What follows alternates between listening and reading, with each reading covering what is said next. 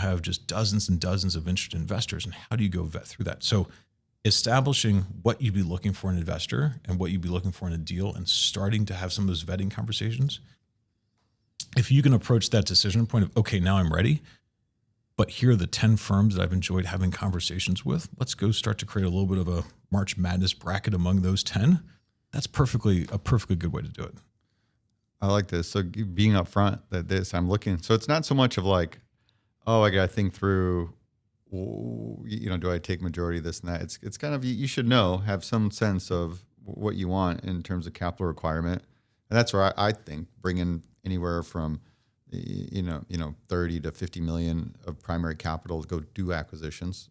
That's where we're actively building a pipeline, but then taking whatever it is, $10, $20 million off the table just to be able to get a nice place here in Manhattan and maybe someone. And it's the sourcing team's responsibility, and it's a little bit of your opportunity to figure out which firms could be really good partners based on category expertise and resources and everything else.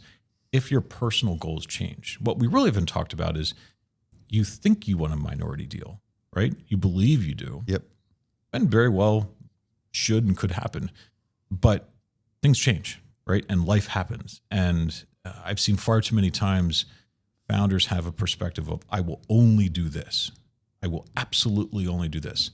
And then things have happened, right? And the relationships that have been started can lead to much better and faster conversations, because that minority interest could turn into a controlled deal. Something happened, right? You found a new pursuit. You wanted to move. There was a bunch of friction within the team, and you needed really a good thought partner to help think through something. There's any number of reasons that if you siphon down too early, right, or don't engage investors at all, you could leave yourself kind of trapped later on, with some relative indecision. Ideally, get a profile, at least a sense, but that's having a good partnership. That if something does come up, they can help support you and facilitate restructuring that capitalization for you. Yeah, it's having those relationships early, so that when you need to or want to go pursue a transaction, it makes it such a better and more well vetted process, right?